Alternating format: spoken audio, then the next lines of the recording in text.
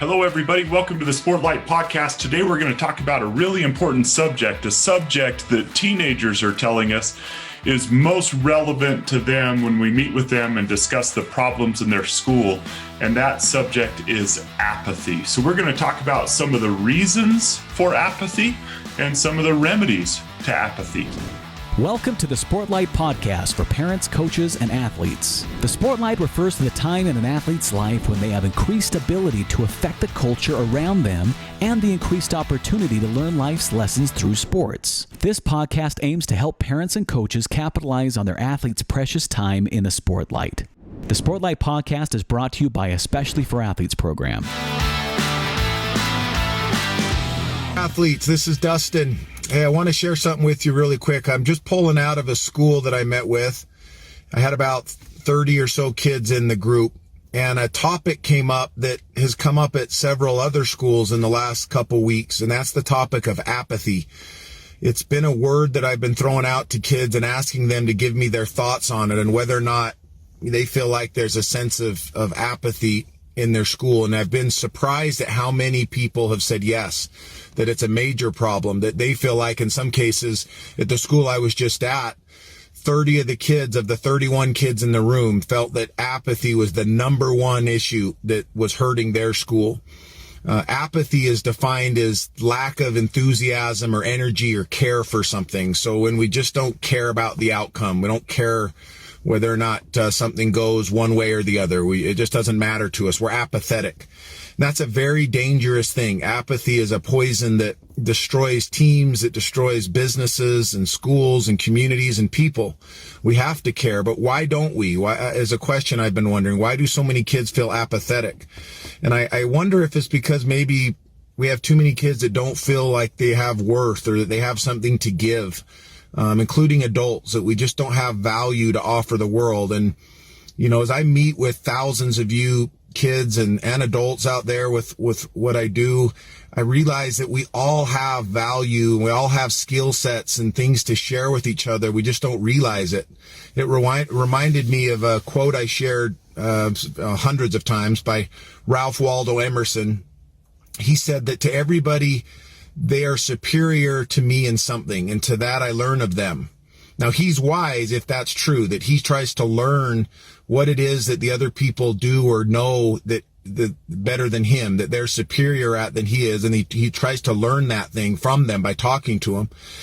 I take from that I agree, everybody is superior at something. Everybody has experiences that are unique to them, that we all are built a certain way because of those experiences and the lessons we've learned. We all have skill sets and talents that other people don't possess.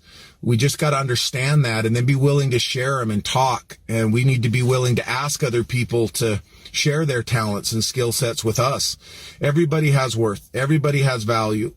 Everybody that you meet is superior to you in something. Treat them that way. Treat them with dignity, be kind and patient with people. And to those of you that maybe aren't feeling that you have anything to give and you're feeling a little bit apathetic towards life, we need you. Please don't feel that way. Please understand how valuable you are to us. Everybody's got value. Everybody's needed in order to make the world a better place. Everybody's got to provide, you know, that which they can provide, and everybody's got something. So I just wanted to bring that up. Maybe as you go about your day to day, if you start to feel a little bit apathetic, maybe do something kind for somebody, say something friendly or do some service for somebody, and realize that you can make a difference, and that when you serve other people, you're going to make them feel better and happy, and you're going to feel more worth and more value to the world. We all have stuff to give. We just need to give it. Eyes up, do the work. Well, Dustin, that was an Instagram post that you made that got some good traffic on our Instagram page. Just as a reminder, before we start talking about this, those of you who are on social media, we're on all forms of social media. If you go to E4A Family on Twitter, or Especially for Athletes on Instagram and Facebook, Especially for Athletes on TikTok, we share these little messages, little snippets of our podcast that we'd like to share with others. But you felt just the need to make that video to share those thoughts right after you had met with a group of youth. And so what was on your mind as you made that post? Yeah, well, it's anybody who has kids knows that, there's days that they're just don't want to do much. They're pretty, relaxed and they're fine with just sitting on the couch. But it can become a problem. And I, when we speak to schools or teams or whatever, we try to make that distinction between the importance of rest and sometimes getting away even from the game or the sport that you play for a minute. For adults, that might be, we need vacation time, we need the weekends, we need a breather, but also letting that creep into, just not being active and not doing much. And there's a difference. There's resting and not, letting our minds get away from our everyday tasks and duties. And then there's getting to the point where we don't care and we don't have any energy to do those things because we become apathetic. And that's when it becomes a problem. And first, when I used to bring that subject up, when I would talk to teenagers, many of them didn't really know what the word meant. They'd heard it before, but they weren't really sure, what the word was. We've probably brought this up before on these podcasts, but I think it's important as parents that we remember, and coaches, we have to assume a little bit more that when we talk about some of these subjects, that it's possible a 14-year-old kid or whatever hasn't had the definition of apathy explained to him yet, or her, or resiliency is another one that people have heard it. But kids think it just means being tough. They don't really understand what it means. So once apathy sort of started to get explained to these kids, more and more of them would raise their hand and say, I think that might be the biggest problem we have at our school or on our team. And I went to another school and the same thing came up. And I went to another school and the same thing came up. And where the answers used to be, I think alcohol abuse, or I think cheating, or I think, some of these mental health, some of these other issues that we discussed. Now, you could put apathy in the mental health box. It is one of the signs of some mental health or depression. However, it was pretty overwhelmingly consistent that most of the kids were really strong on apathy. That's a problem at our school. It's a problem on my team. And so not really diving in too much with those schools and those kids, I started wondering why was that, and started diving into a little bit more. And that's what I've been doing recently. And I think why you and I have felt the need to want to talk a little bit more about it. And so we're recording this podcast really, in my mind, with the idea of what have we seen in our experiences with, you've been teaching and working with teenagers for 20 years. I've been in the coaching world for 20 years, and we both speak regularly to large groups and have kids that are in that age group. What is it? Why is it? And why do parents feel it? And I think it's something we need to discuss. We need to understand some of the signs of it, and maybe discussing this in an episode, come up with some ideas or some helpful tips as coaches and parents to how we can change it and address it. Yeah. And I love one of the things you brought up in that video, because I've been thinking a lot about it since I saw your thoughts on that after coming out from meeting with a group of kids. And that is that one of the things, so I'd love today to talk about reasons and remedies. One of the reasons why some of our youth might feel apathetic is because they don't feel like they have value to offer to the world. And that was something that was kind of on your heart as you walked out from meeting with those kids. Tell me more about that. I would love to discuss that a little bit, about how that could lead to apathy. And then maybe some of your thoughts on, okay, so if that's what's leading to it, what are some of the remedies? What are some of the things that parents, coaches, and athletes could do with one another to help alleviate that reason for apathy? Well, some of the signs of apathy, Shad, include, and this I'll tie this into your question there, difficulty completing everyday tasks, feelings of indifference, lack of emotion, lack of interest in activities, lack of motivation to accomplish goals, low energy levels, reduced participation in activities, unemotional in response to positive and negative events, which is interesting. Positive and negative events, that They're it's just like, whatever. yeah, it's not just pessimistic, right? But an apathy comes from it's the Greek word apathy is tied towards like empathy and sympathy, right? Which is a feeling of a certain type of emotion. But so empathy doesn't necessarily, it does inquire that there's some emotion felt, but it doesn't have to be. Sometimes there's just no emotion at all. Yeah. But the one that really caught my attention there was the lack of motivation to accomplish goals.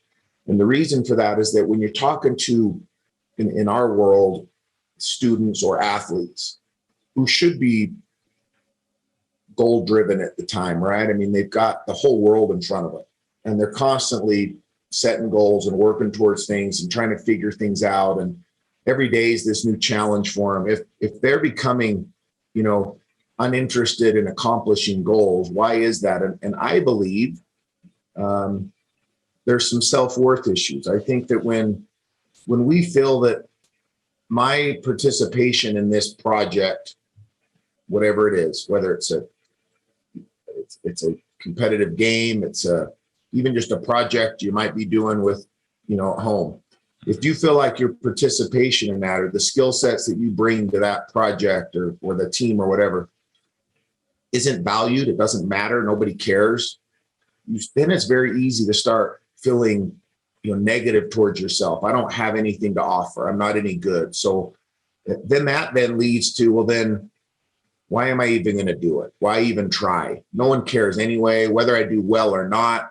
It's not going to be recognized and appreciated, which is a whole other discussion, right? The need to be recognized and the need to be appreciated, the difference between the two. I know we've talked about that before, that appreciation is different than being recognized, and that we need to show people that we appreciate them, that we don't just recognize something they did, but we appreciate who they are. When people aren't appreciated for who they are, I think it's easy to start falling into that trap of whether or not I show up or not, it doesn't matter. Whether or not I try or not, it doesn't matter. I just have to do this.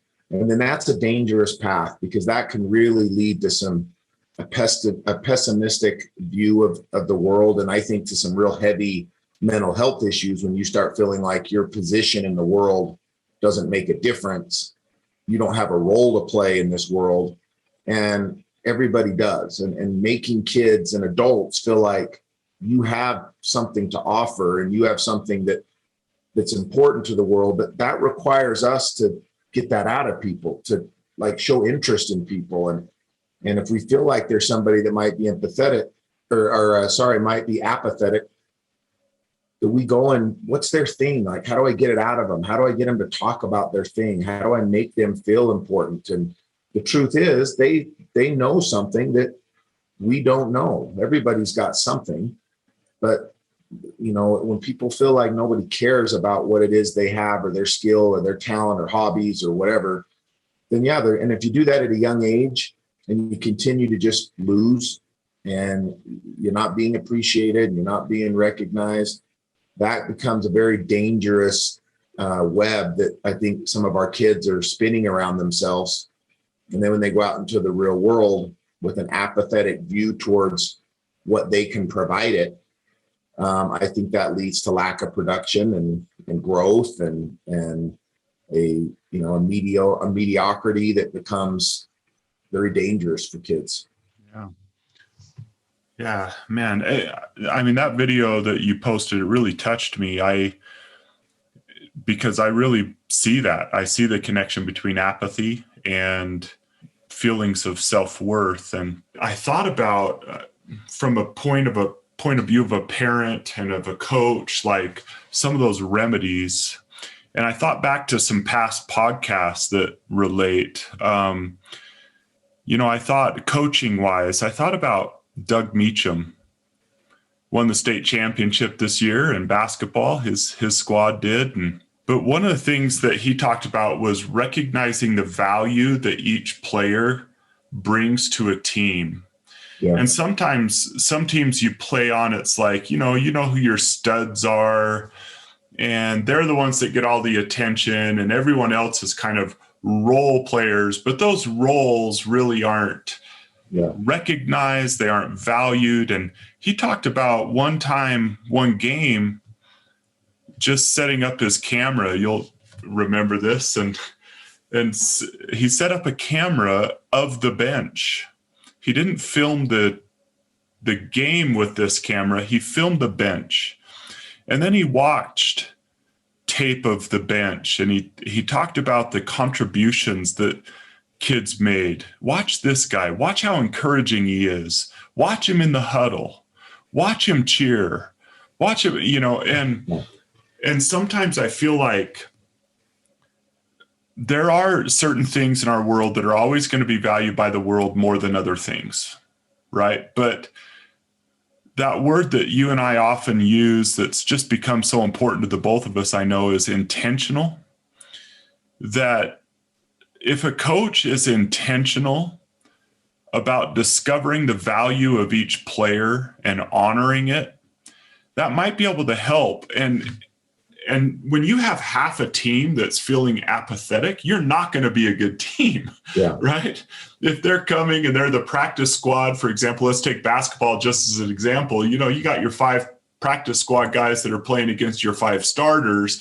If those guys if their role is not honored and they're just approaching practice feeling like they aren't valued, they're just there to, fill uniforms and give the guys practice, and a coach hasn't intentionally helped them understand how their role contributes to the goals of the team, and that they aren't honored and recognized, and as you like to say, not just recognized, but appreciated for what they bring, the unique aspects they bring, then that can lead to feelings of apathy because they don't feel like they're worth much. So why is it that I'm putting in all of this effort to show up and to do something that's not recognized, not appreciated, not valued, and then that can spill over into other areas of their life. So before we get to those parenting remedies, do you have any thoughts from the perspective of a coach on those,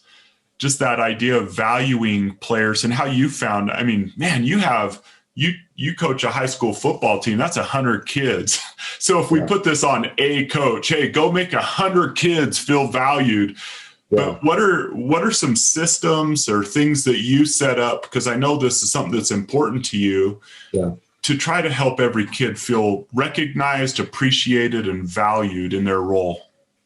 Well, I'd answer that first by saying that I need to do a lot better, and it's difficult. And I recognize that it's not done as nearly as well as it could be in any of the teams I've coached over the years.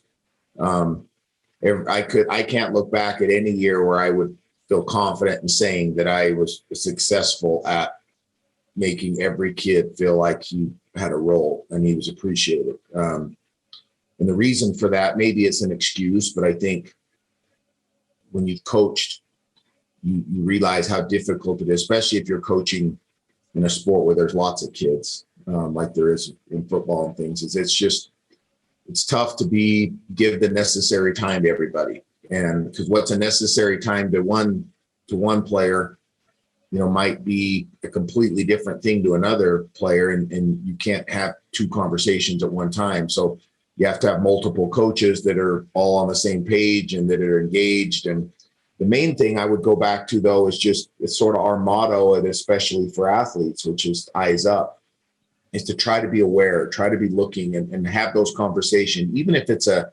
quick compliment or a 20-second conversation with some kids that maybe you don't see, they're not starters, they don't play a lot, you're not having regular conversations with them, but trying to make time to pull those kids aside and just ask them how they are and how school is and what's going on, and just so they feel like at least you know who they are and you're aware of them. The truth is not everybody is going to play, and some kids are going to come and bust their tail every day at practice, and they deserve to play every play of every game. They've worked that hard. They're not big enough. They're not strong enough for whatever reason. And it's just not going to happen.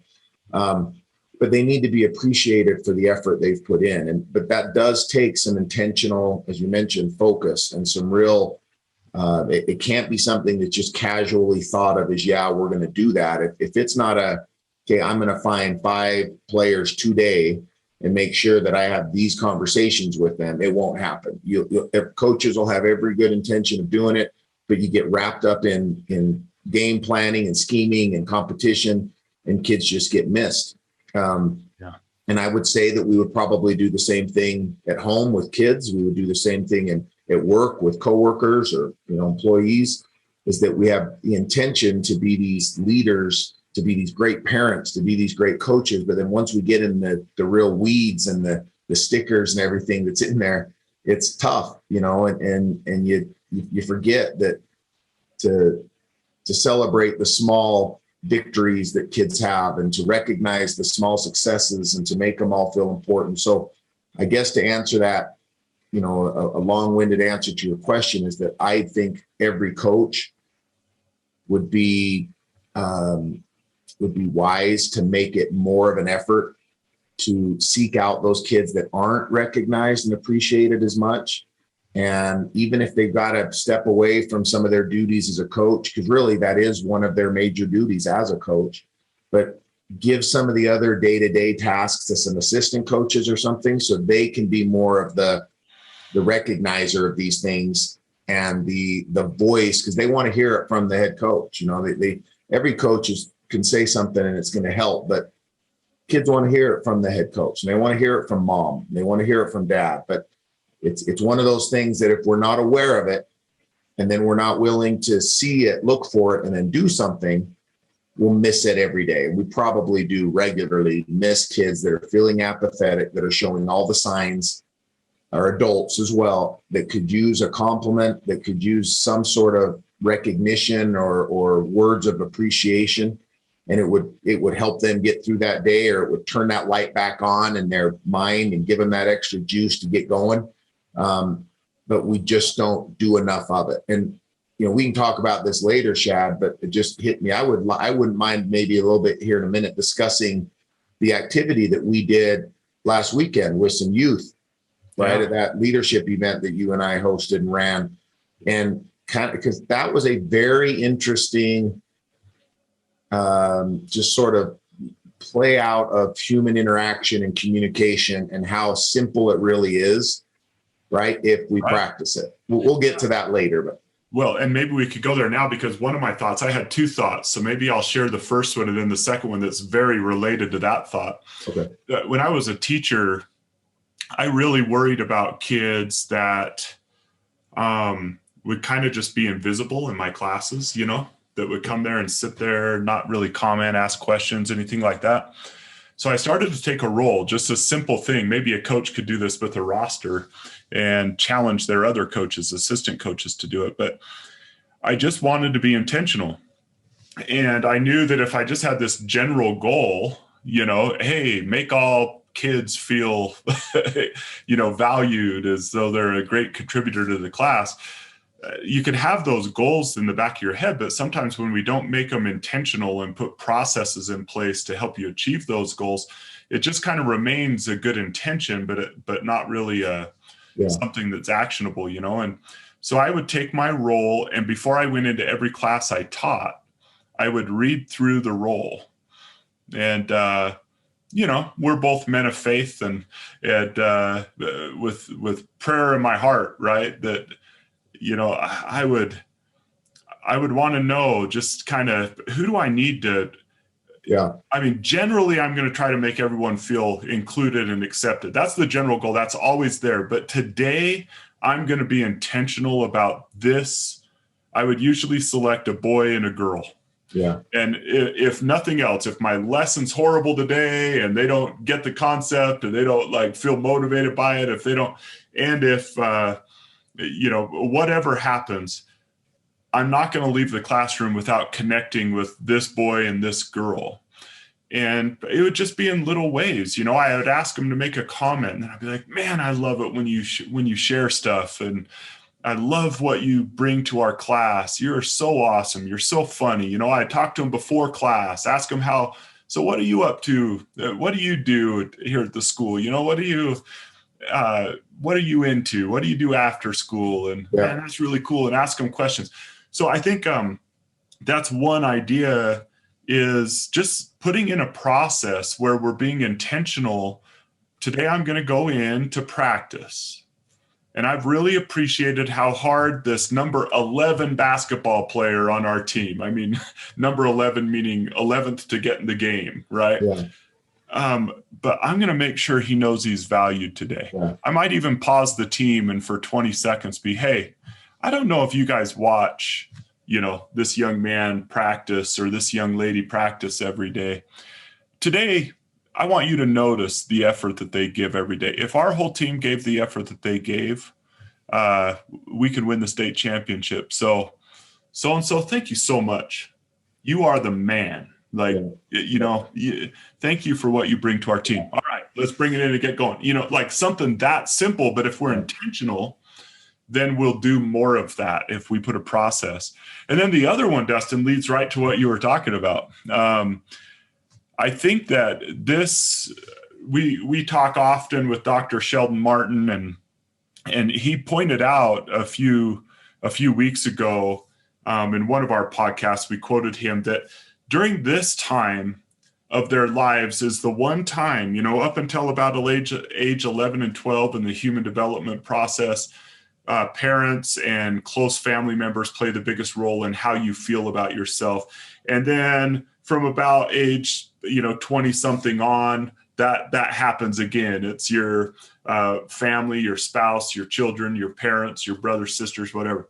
But there is this adolescent window when what their peers think of them is actually has a bigger impact on how they value themselves than a parent, a coach, or whatever. So it might be wise to put some processes in place with team captains and leadership on a team, that maybe those, sometimes we just appoint the best player team captain. We've talked about this, but we don't train them on what their role is. So they think that their role is, for example, to yell at people on the football field when they make a mistake or what, but they can make such greater contributions if we'll be more intentional about training those captains. And that leads to what we did. We have the opportunity right now to meet with the Utah Youth Soccer Association. We were at Rio Tinto Stadium and got to meet with some of the leaders that each of the clubs throughout the state of Utah sent from their club to represent their teams at all different age levels. And we got to train them on leadership principles. And so maybe if you wouldn't mind taking a second and sharing that activity you did and what happened, because I think it shows the power of being intentional about training our team captains, our team leaders to do the very things that we're talking about so that everyone feels valued and included. Well, yeah. So the Utah Youth Soccer Association works with about 58,000 soccer players in the state of Utah. And we've been doing work with them in different varieties for 8 years or so. This is the first time we've done this event, which was, as you mentioned, we asked clubs in the state if they wanted to send in some representatives from their clubs, starting, I think, at 11, 12 years old, that we would do this, some training with them and discuss some different things. And we had you and me and Stacy Jensen, who's part of our team, come up, and she's a longtime coach. And the activity that we did, that I knew it'd be a positive activity, but I honestly didn't think it would go as it went. And that was very simple. This isn't rocket science what we did, but what happened when we paired these kids up with somebody they didn't know, gave them 3 very easy questions to start conversations with the person. I believe it was, if they could go anywhere and have dinner tonight, where would it be and what would they order, what their favorite movie was, and then something related to soccer, their favorite move or their favorite moment in a practice or a game that they remember and why, something like that. Anyway, and when we first paired these kids up, they were reluctant to sit down with some stranger that lived, 3 hours away from him. They didn't know him. But by the time we got everybody paired up, we asked the question, it was very slow. The audible level in the room was very low. They were almost whispering to each other. There's very little eye contact. And you could tell they were just feeling around the edges. They weren't ready to jump in yet. They were just sticking their toe in the water. But who is this person? What am I doing? And I wondered when they were doing it, how many of these kids have had these sorts of conversations with another person that didn't require them needing to use their thumbs to text it, right? I mean, they were having to actually express vocally, which was the point. And we were stressing, look each other in the eyes. And in fact, the first drill we did, they couldn't say anything for a minute. They had to just listen. And we discussed this idea of listening with the intent to understand and not with the intent to reply, and what that means. And anyway, as we switched and the other person went, and then the next time around, we said, okay, now dive in. Really find out why they like that movie, like the specifics of it, why they like that restaurant or that food. What's this? Is there a sentimental reason behind the restaurant they go to, or the whatever it is? And now they're asking questions, and now the noise level got higher in the room. The interaction started hearing laughing. You started seeing kids high-fiving each other and like getting along. And then we had a couple where we were like, man, they're like they're best friends. There were a handful of kids that you would have not known weren't best friends there. They had just met literally 2 minutes ago. We were less than 5 minutes into this activity, and all sorts of barriers were coming down and fears, and kids realized, man, this person's just like me. They're another club. Probably play against them at some point. Different part of the state, different upbringing, economics, a bunch of different, they were from all over.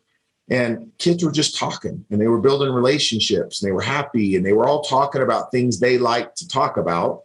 And they were seeing genuine interest from another human being, body language and things, saying, hey, I'm interested in what you're saying. I didn't know that movie. I'll have to watch that movie. Or, wow, I've never been to that restaurant.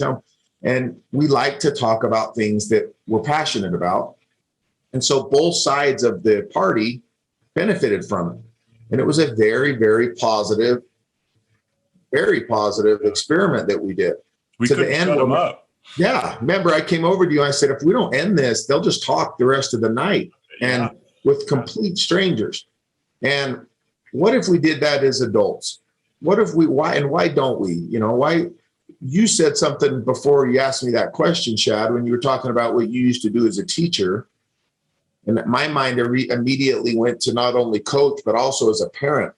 Mm-hmm. Like, why can't I pick one of I have more kids than maybe some, but I have five kids. But even if you only have one or two, or maybe it's a niece or a nephew or a friend or a neighbor or somebody in my circle, my relationship circle, that I want to make sure feel appreciated and recognized every day. And I pick one boy and one girl. It could be a daughter and a son. It could be a niece and an uncle, right? Whomever, a neighbor and an old friend from school that I've kind of lost, whatever. And just make sure they know if they have some importance in my life, not only recognizing them, hey, you're important to me, but letting them know why by telling them what it is I appreciate about them, the impact they've made on me. I just wanted to make sure you knew that. And like, that wouldn't be that hard to do, right? We're talking a couple minutes a day, if that. Heck, it could be a couple text messages if worst case, right? But I wonder what would happen just in the family dynamic, starting there. Maybe we start with that, or the friend dynamic. Sometimes we think our friends, they know I love them, they know I'm here for them, but they don't though. Like we think people know that we value them, and that why would they be apathetic? Why? They have so much to offer, and she knows how much I value her and how much she means to me. But really, when we strip back the onion a little bit and get to the core of it, we really haven't been clear in how much we appreciate that person to them. We haven't vocalized it in a way that they really understand it. And if we're going to address apathy, we need to be more compassionate. We need to be more empathetic, and we need to teach kids and help kids feel more empathy and compassion for other people, realize that other people are struggling too, but that we need them and they need us and we need each other, and everybody's got to be helping and appreciating each other and learning from each other. And that's how we address apathetic kids, because it is a very, very serious problem that's affecting our community. These feelings of apathy and not caring and not feeling like they have a value or a place in the world. And as adults, I think it's our responsibility to these kids to make sure they know that they do. And you gave some great counsel there when what you did as a teacher isn't, you don't have to be a teacher to exercise that. And what we did with those kids and teaching them to just look at somebody and let them talk and ask follow-up questions. Don't just ask one question and end it at that. Dig a little bit, pry a little bit, get them to open up and really explain to you more. We had a girl say the reason she loved to, go, I think it was go to eat somewhere, is because it was a place she always went with her dad. Well, it wasn't so much the food. It was that was a restaurant she remembered going to with her dad. So she had some real emotion. So now she's talking about her dad and to this stranger. And there was impossible for them not to make a connection, but it just took discussion, looking at somebody and looking into them a little bit and then being interested in them. I think that's how we can immediately address apathetic people in our circles. Dustin, there is also research about what that does for us as individuals. Living with gratitude, Oh yeah. Has a huge impact on our own feelings. And I love what you said. I appreciate that. Every now and then too, and out of the blue, text, call, whatever it might be, sometimes has more impact than when it's in the moment, right? Like, let's say someone does something really nice especially for athletes. We have a lot of generous people who believe in what we do. We're a nonprofit. They donate to it. They really believe in it. And of course, at a banquet or whatever, it's so commonplace. Hey, just want to let you know how much we appreciate you and what you do for our program. That's kind of expected. But what if today, they just get this random text? Hey, gosh, I was just, this morning getting ready for the day, getting ready to do everything that we do. And I just thought of how much you do for us and how much you do. And I just wanted you to know how much we appreciate you. And then if we're more intentional about that, think of the power that a parent, like you said, could have. Pick a kid, man. Every day, I only have 3. I can't pick between boys and girls because I only have girls.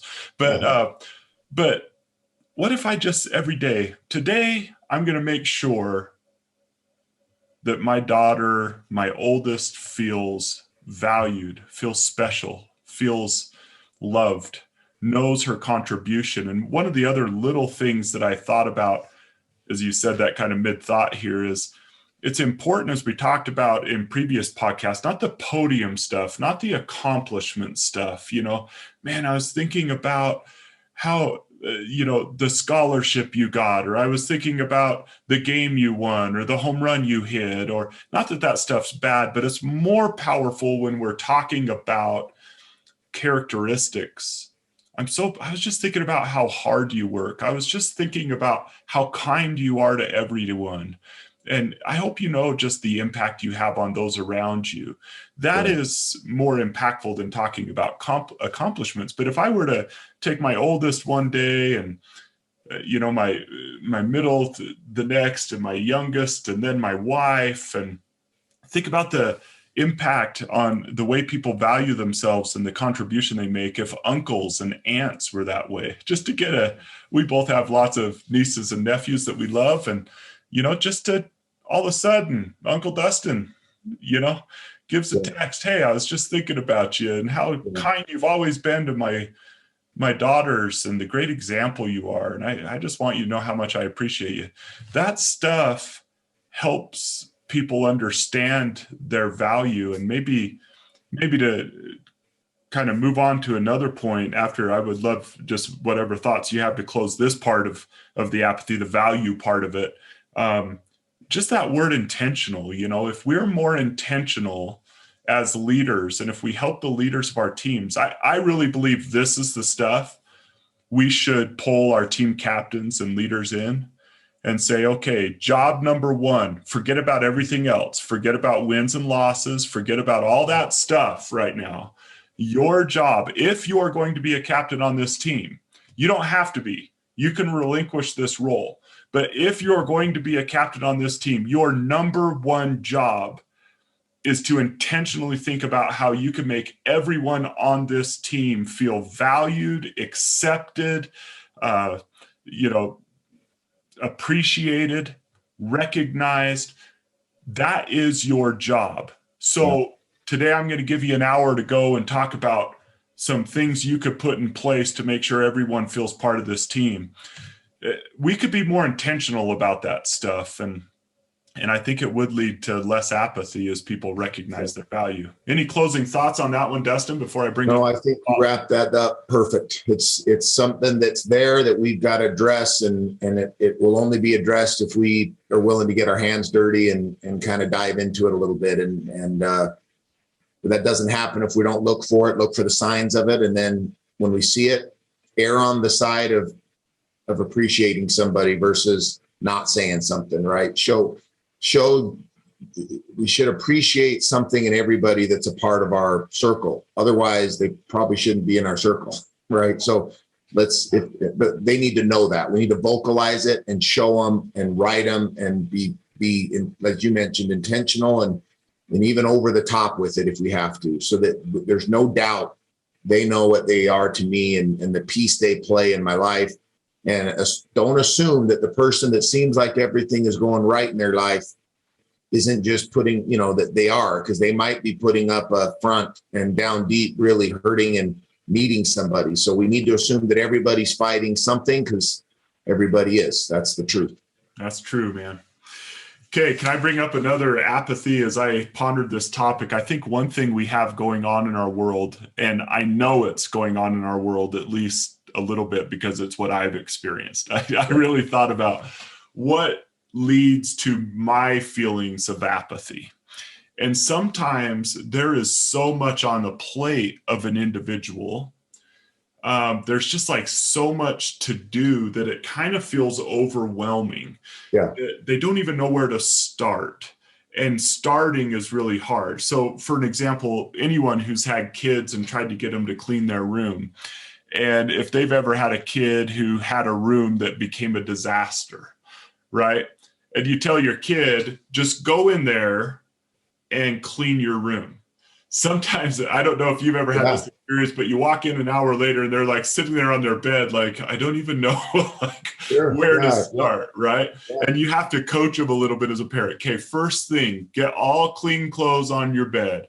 Second thing, let's get all the dirty clothes in your laundry. Okay, awesome. Now we can see the floor. Now let's start working on, with that over. I felt it. I have felt looking at a day with tasks or looking at a job like that. I remember when I was putting in my yard, first I got to get the rocks out, and it just, you look at it and it's like, it's hard to start. And so how do we remedy that? And have you read this book, Dustin, Atomic Habits? No. You've heard me talking about it a lot. I love it, man. I recommend this, especially athletes, parents of athletes, these processes that we put in place. He talks a lot about that. It's really great stuff. And so practical. It's not one of these books that you read and it's just very practical. But I want to read something that he said about this. Something that holds us back is like, there's kind of two things. One, the overwhelming feeling of I got to do all this stuff. And then the other is maybe related, the brother or sister of that is, and when I do it, it has to be perfect. Yeah. Like I'm not going to do it until I can do it perfectly. So he shared this experience. On the first day of class, Jerry Ulisman, I'm sure I got that wrong, a professor of University of Florida, divided his film photography students into two groups. Everyone on the left side of the classroom, he explained, would be in the quantity group. They would be graded solely on the amount of work they produced. On the final day of class, he would tally the number of photos submitted by each student. 100 photos would rate an A, 90 photos a B, 80 photos a C, and so on. Meanwhile, everyone on the right side of the room would be in the quality group. They would be graded only on the excellence of their work. They would only need to produce one photo during the semester, but to get an A, it had to be a nearly perfect image. At the end of the term, he was surprised to find that all of the best photos were produced by the quantity group. During the semester, these students were busy taking photos, experimenting with composition and lighting, testing out various methods in the darkroom, learning from their mistakes. In the process of creating hundreds of photos, they honed their skills. Meanwhile, the quality group sat around speculating about perfection. In the end, they had little to show for their efforts other than unverified theories and one mediocre photo.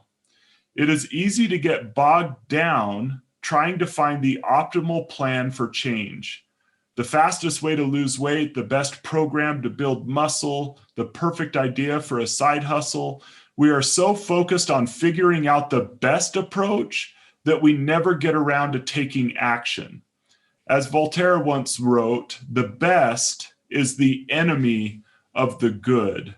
And then he closed that little portion with this. And this part's just really cool.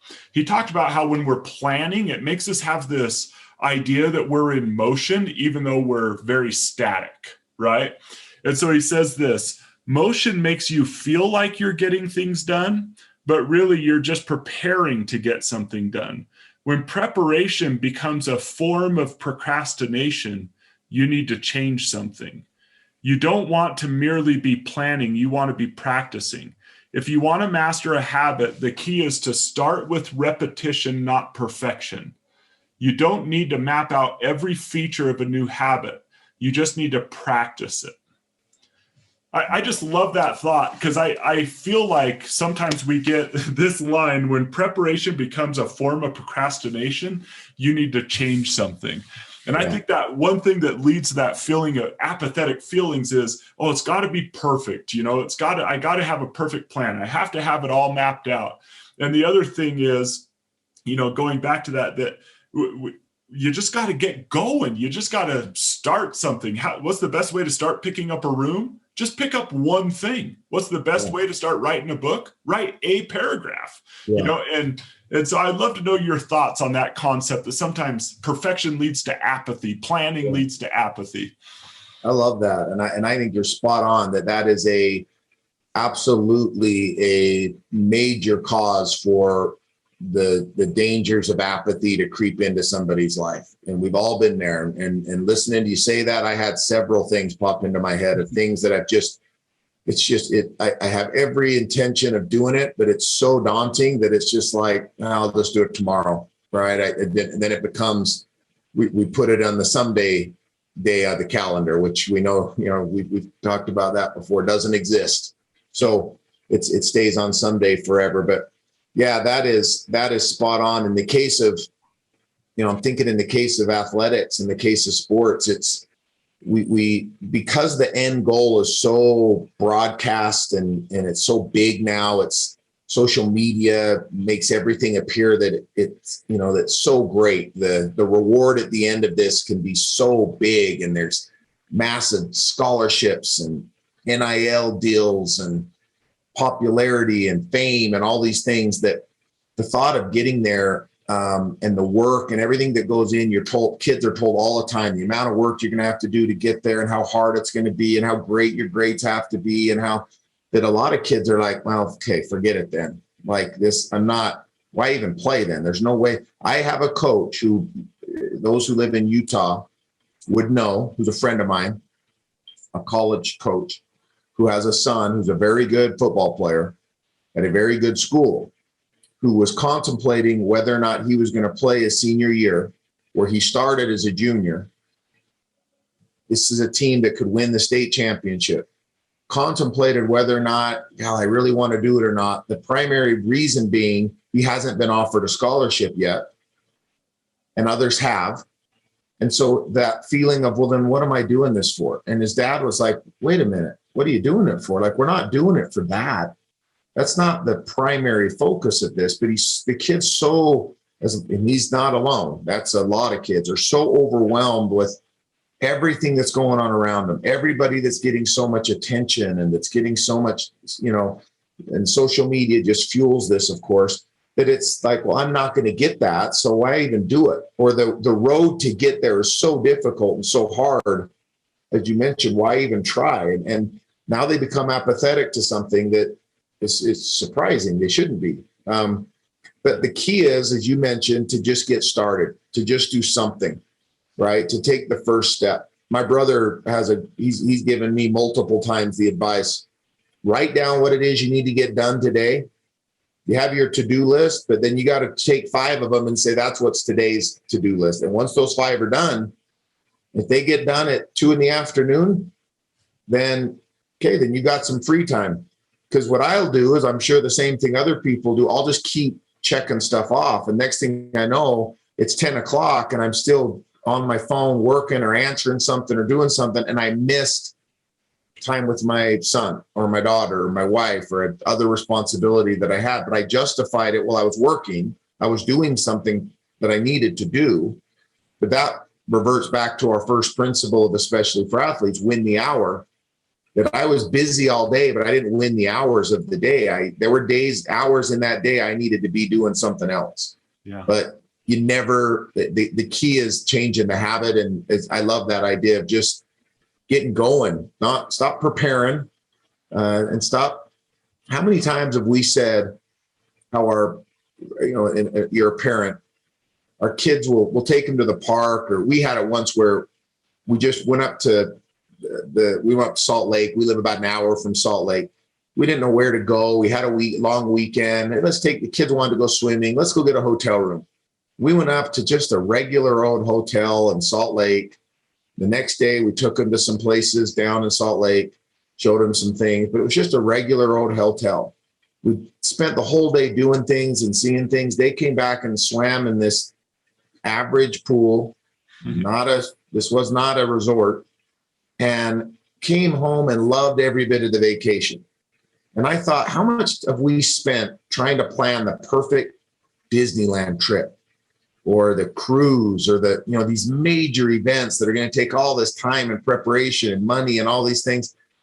My kids couldn't have had a more fun time just hanging out at the pool with dad in some random hotel 45 minutes from the house and going to eat at Wendy's that night. Like, it was just being with each other, right? It was just, we put off doing something for so long because it was so difficult to plan and it was so hard to organize and going to be so expensive. If we'd have just done more of hey, let's just get in the car and go and put a tent up somewhere tonight, we would have made a positive memory. But we get bogged down by all the other stuff, as you mentioned. It's got to be perfect. Yeah, James Clear, the author of this book, he actually talks about something called the 2-minute rule, which I've employed since I've read it. He said, if you're trying to build a new habit, or if there's something that you need to get going, to overcome that apathy, just say, okay, I'll do it for 2 minutes. Like, you could do anything for 2 minutes, Yeah. And so don't commit to, I'm going to do this workout plan that's an hour and a half at the gym every single day, 6 days a week with 1 day break. Yeah.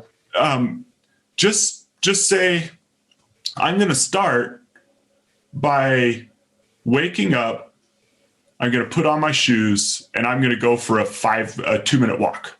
Yeah. He calls it 2 minutes, and usually what happens when you get up and get doing something is, once you're get over that threshold of actually doing instead of planning, then it's not that big of a deal to keep going. It reminds me of when Justin Sua was talking about what they teach with the Tampa Bay Rays about winning the morning, and that it's like a rocket ship. It takes all that energy to get off the launch pad, but once it's up in space, it's just these little bursts of energy after it's overcome gravity to get it where it needs to go. And likewise, sometimes it's just that getting going. If you're feeling apathetic, just just commit to the first 2 minutes, just commit to, some people don't work out because they don't want to change clothes. Yeah. So a good goal to overcome apathy is when I get home from work, I'm going to put on some clothes that I can exercise in. Yeah. That's going to be my goal this week, and overcoming that initial threshold will help you to overcome apathy. You and I were both in a meeting where this was shared recently, Dustin, but there's this poem written by Henry Van Dyke that's posted on a sundial at Wells College in New York. And it reads this. So, that sundial, for those who don't even know what VHS tapes are, I'm just kidding, but telling time by the shadow of the sun, right? And I love this. The shadow by my finger cast divides the future from the past. Before it sleeps the unborn hour in darkness and beyond thy power. Behind its unreturning line, the vanished hour, no longer thine. 1 hour alone is in thine hands, the now on which the shadow stands. I love that poem. It's like someone wrote a poem about win the hour, right? Yeah.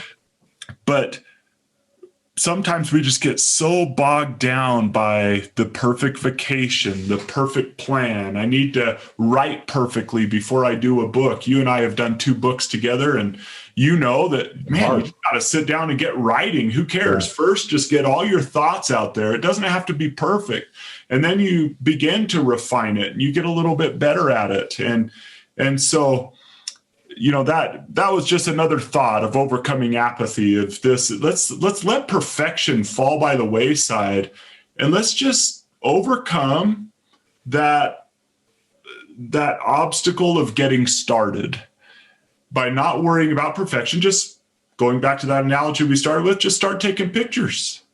If you'll just start taking pictures instead of worrying about the perfect picture, just that process of going and doing will end up with a better result than if you tried for perfection. And sometimes with our kids, I like what you said with social media and everything else. There's just this, everything has to be perfect sometimes. And there are kids where that's a big part. They are such a perfectionist that they're apathetic. And it's weird to think that those two things connect to each other, but there is a connection between those two things because there's this reluctance to do anything imperfectly. And that could lead to apathy and lead to people feeling frozen in time because they just can't get going. And so anyway, that was my thought on that subject of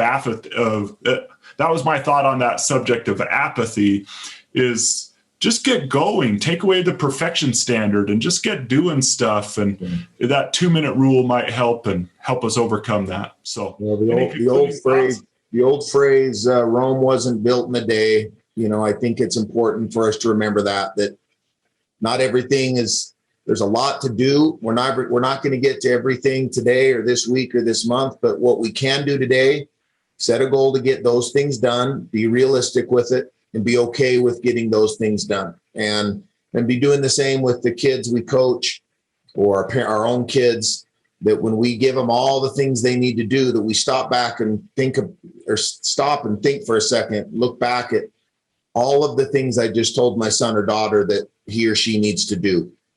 And can they really get all those things done? Did I just pile on all sorts of pressure and loads onto them that they're dealing with other things that I don't know about at school and in other areas? That what did I just pile on? Instead of maybe saying, hey, let's start today by making the bed and then we'll get to the other stuff later. Or let's start by getting a little bit more sleep today and then we'll work on getting 8 to 9 hours of sleep. But let's make just little things to get them going. Let them see they can accomplish it.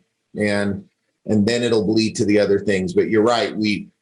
I believe you're spot on that lack of worth, lack of feeling productive, and is oftentimes because we're afraid of failure and we're afraid of not being perfect. And so if we're not going to be perfect, or if we're not guaranteed to win or to be recognized at the end of whatever it is we're doing, then we just don't want to try.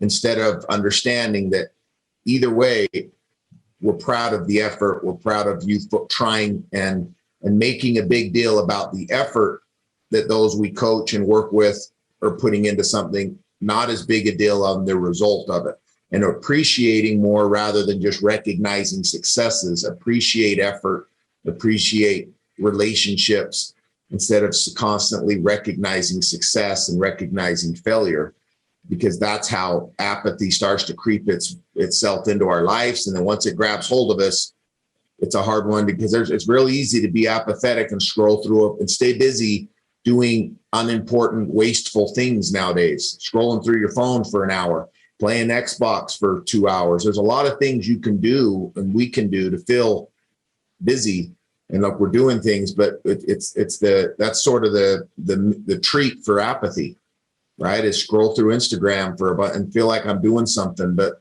it's because I'm apathetic towards the stuff I need to do. To your point, because the things I need to do are so many, I'm not going to get to it at all today. So I'm not even going to get started, and then it never gets done. And then eventually we give up on it. So I think those are all good.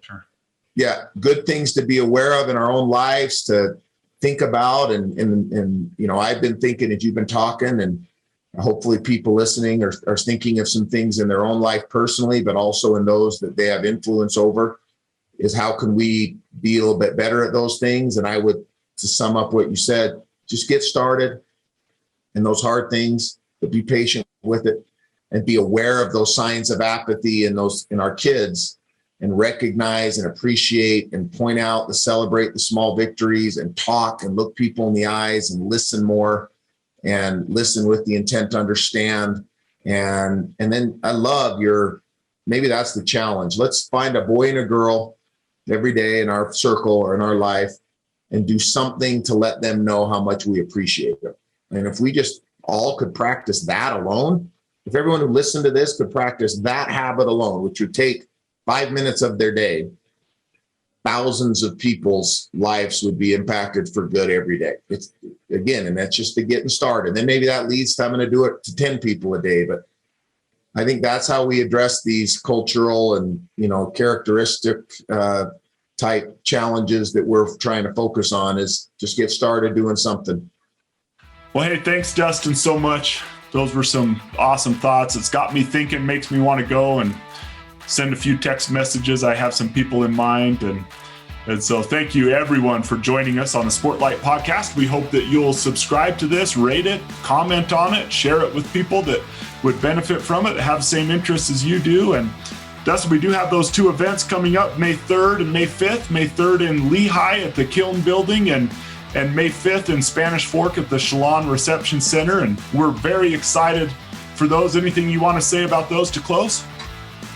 Please come. If you have a child, plays sports, doesn't play sports, wants to come and be a part of just a cool leadership course. And we're going to discuss topics similar to what we discussed today. We have some guest speakers coming. Jaron Hall, who's current quarterback at BYU, longtime member, especially for athletes. Allie Bills, who was a terrific collegiate basketball player and then a college basketball coach, will also be speaking. And yeah, you can go to our website. All the information's there. Register. It's free of charge. We just are trying to get kids to start coming to more of these events that we're testing these and see if there's interest in them. And we assume and hope there will be. And if so, we're going to be doing more regular ones starting next fall, trying to do one a month, where your players or children can come and adults and come and listen to us discuss different topics with other guests and people we know, and sort of dive into some of these types of things we do on the podcast, but do it in a setting with people and really have an open forum and open discussion where we can discuss things like this with kids and get their thoughts and challenge them. So yeah, 3rd and 5th, if you want to go to e4a.org, the information's there. Awesome. And we'll put the link in the show notes as well. So thank you, Dustin. Eyes up. Do the work. This has been the Sportlight podcast from Especially for Athletes, sponsored by Coca-Cola. You can learn more about Especially for Athletes by visiting the website at especiallyforathletes.org. You can also learn more about the book, The Sportlight, by Shad Martin and Dustin Smith at especiallyforathletes.org/book.